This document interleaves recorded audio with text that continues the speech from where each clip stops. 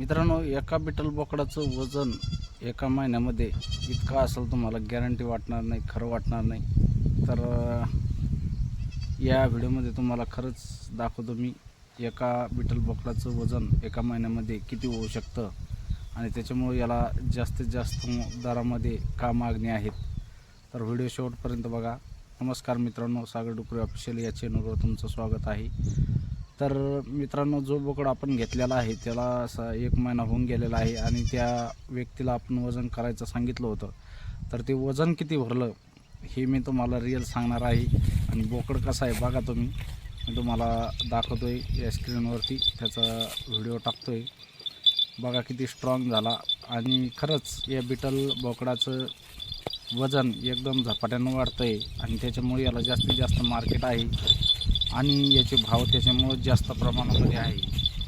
की कारण की या बिटल बोकडाचा आणि आपल्या गावरान बोकडाचा बराच काही डिफेंड आहे.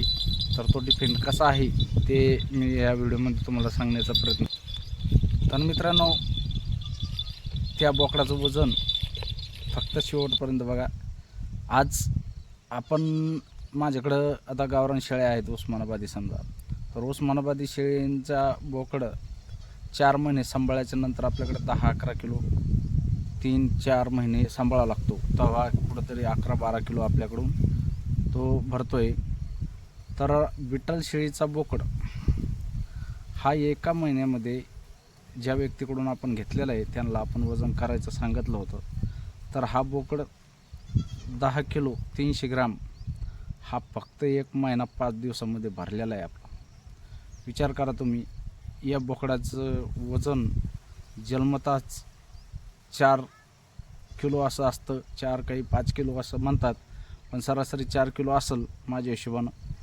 आणि विचार करा तुम्ही, या बोकडाचं वजनाचं इतकं जर डिफरंट असेल तर हा बोकड याच्यामुळंच 2 महिन्याला हा जवळपास 16-17-20 किलोपर्यंत हा बोकड 2 महिन्यामध्ये भरतो आहे.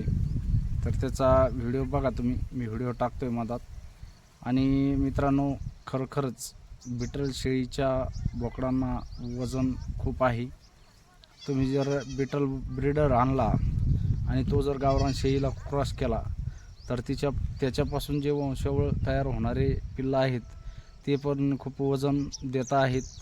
कारण की बरेच काही रिझल्ट आहे शेळीपालकांची की त्यांनी काय केलं, बिटल क्रॉस केलेला आहे गावरान शेळीला, तर त्याचा रिझल्ट पण भरपूर चांगला आलेला आहे.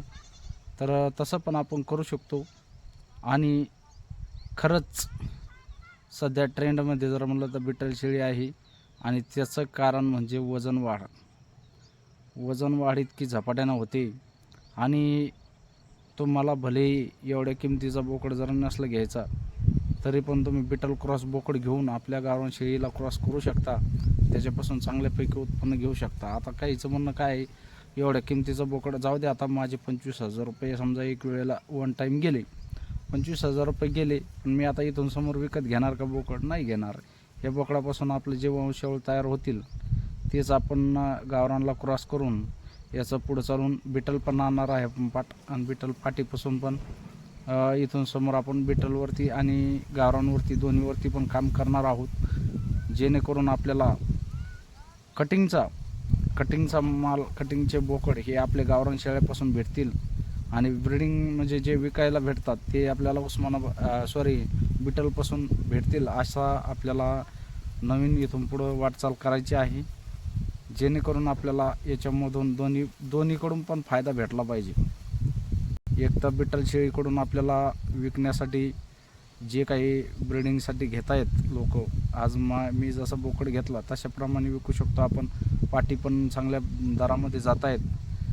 आणि खरं सांगायचं म्हणजे या पाटीच्या किमती, पहिला जर पाट घ्यायचं म्हणलं तर 30,000 ते 35,000 रुपये आपल्याला मोजून द्यावं लागतात.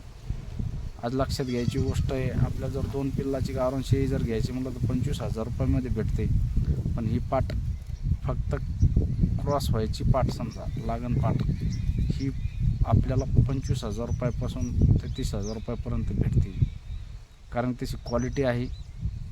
पाट जर म्हणलं तर आपली शेळी एक पण हाईट नाही एवढी शेळ्यांची पाटीची हाईट राहते. आणि तयार पण असतात. आणि तयार होण्याचं कारण एक आहे की ही जात एकदम शांत आहे. गावरान शेळीसारखी, उस्मानाबादी शेळीसारखी तापड जात नाही. एवढे थोडं नियोजन वेगळं करावं लागतं. यांचं पाण्याचं नियोजन, खुराकाचं नियोजन, त्याच्यानंतर चाऱ्याचे नियोजन तर हेच आहे समजा. पण लसीकरणाकडं जास्त लक्ष द्यावं लागतं. कारण की आपल्या गावरान शेळीला एवढं काही नाही, पण त्या शेळ्यांकडं थोडं लक्ष द्यावं लागतं. असं म्हणता येत समजा की बाबा लक्ष द्यायला काही विशेष एवढं नाही, पण तरी पण माझ्या हिशोबानं थोडा फरक असणारच आहे.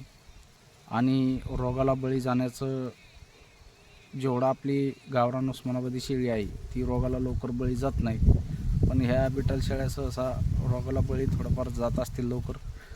तर तरी पण आपण नियोजन काटबद्ध केलं त्याच्यानंतर आपल्याला काही फरक पडू शकत नाही. तशा हिशोबानं आपल्याला शेळी पालन करायचं आहे, बिटल पण सुरू करायचं आहे. फक्त मी तुम्हाला सांगण्याचा प्रयत्न एक केला की याच्यामध्ये फरक किती आहे, गावरानच्या वजनवाढीचा आणि बिटलच्या बोकडाच्या वजनवाढीचा फरक म्हणजे भरपूर काही फरक आहे. ज्यावेळेस आपला जन्मता बोकडा असता पाटा असो, आपली गावरान उस्मानाबादीची ही फक्त 1-2 किलो भरते. 2 किलो जास्तीत जास्त 2-2.5 किलो भरते. पण हा जन्मताच हे 4 किलोच्या 4.5 किलोच्या वरती भरतायत. म्हणजे यांचं वजन वाढ खूप झपाट्यानं होते. आज आमच्या गावामध्ये एका व्यक्तीकडं आहे, तो म्हणे खरंच वजन एकदम भरतं, म्हणजे बिटल क्रॉस केलेलं आहे. तर अशा हिशोबानंच आपल्याला शेळीपालन करणार आहोत आपण इथून समोर. पण बिटलचं जास्तीत जास्त नियोजन कटिबद्ध केल्याच्यानंतर बघू त्याच्यामध्ये आपल्याला यश येतं का अपयश येतं, करून बघायचं, प्रयत्न करायचं आपलं काम असतं.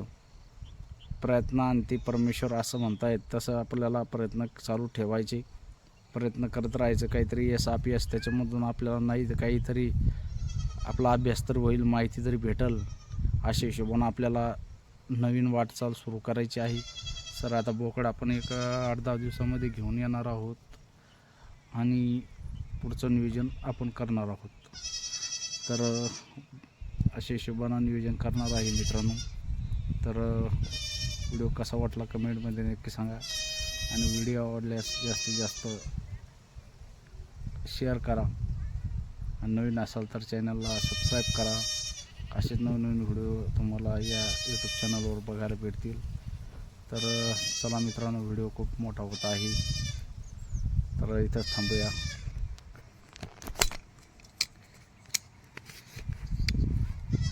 जय जवान, जय किसान, जय हिंद, जय महाराष्ट्र. धन्यवाद.